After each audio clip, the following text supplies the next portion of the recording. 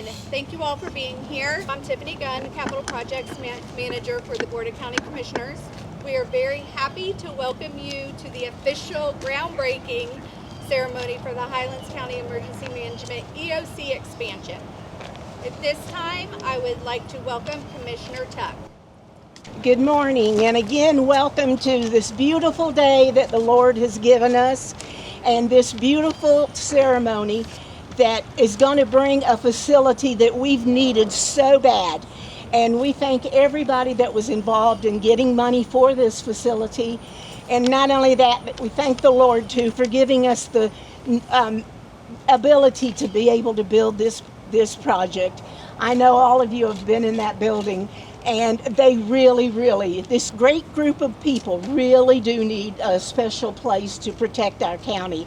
And I thank them, and I thank all of us. And again, thank you so much for coming. Please welcome Commissioner Don Elwell. Some of you may have gotten the memo I did as far as we're wearing green today to honor those kids down in Lake Placid. They have a saying down there, of course, that whole hashtag One Dragon. And I kind of expanded on this a few nights ago, and I said, you know what? I said, let's just do a hashtag like One Highlands and make it one bigger thing. Because as a community, we are amazing.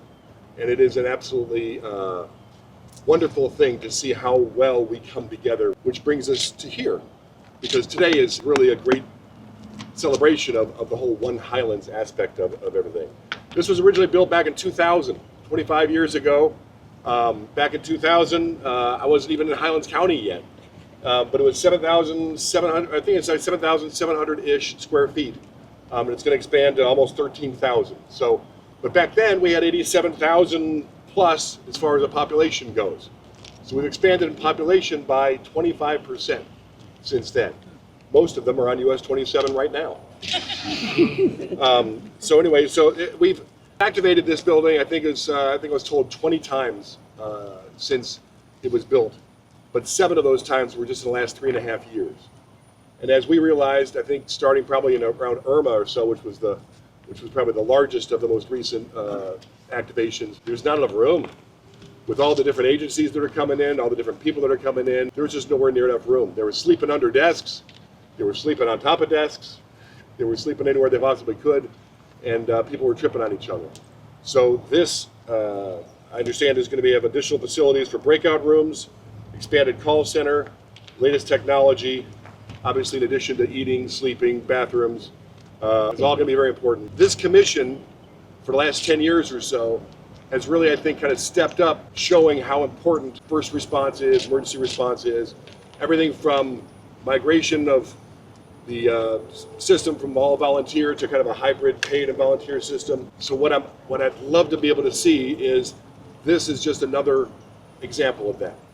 The emphasis being put on protecting our people.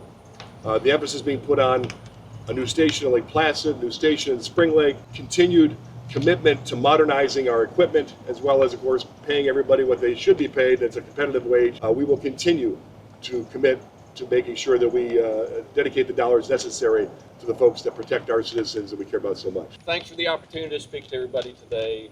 I kind of echo what my fellow commissioners so far have said.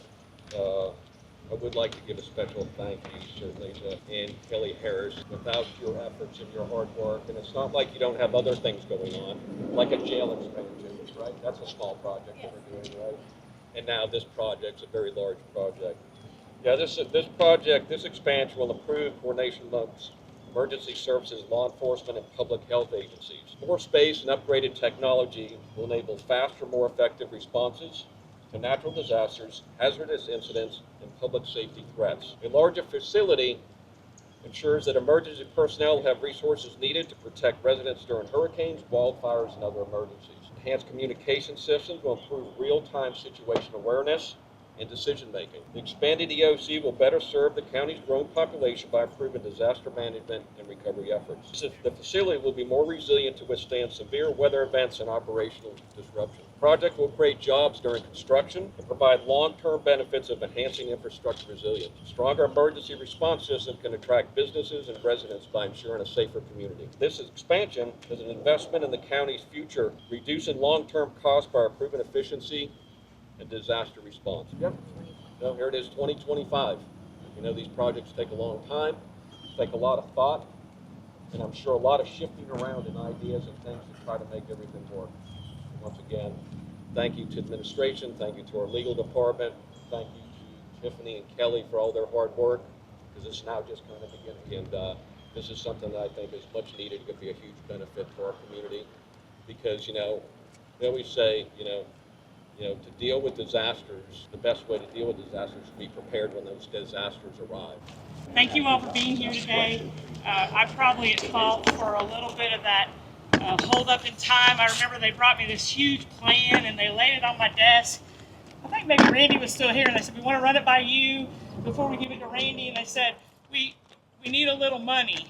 And I said, okay, well, how much money do you need? They said, well, we have money for this side, but we don't have money for this side. And so then I did something I learned was really bad. So architects, I apologize.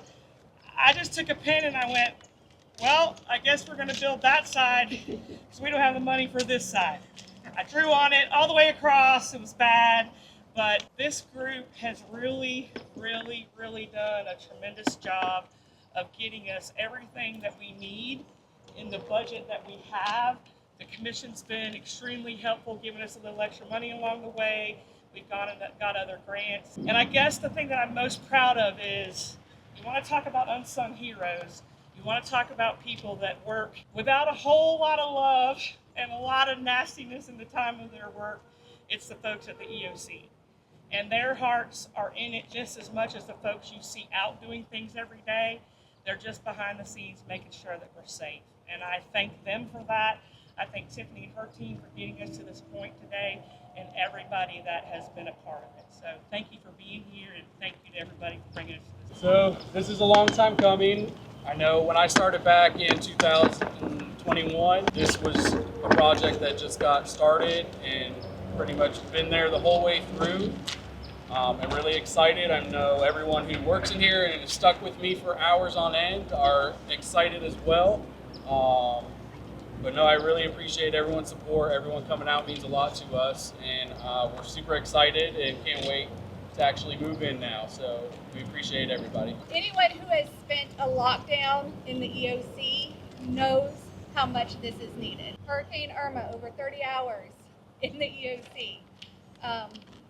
What Commissioner Elwell stated, what Commissioner Kerouac stated, sleeping on the floors, not sleeping at all, under desks, you name it, we've tried it. So this will be an exceptional expansion because it does benefit every single department within the county, from our administrative team to our legal team to engineering, GIS, traffic ops, road and bridge. This expansion is beneficial for every county department.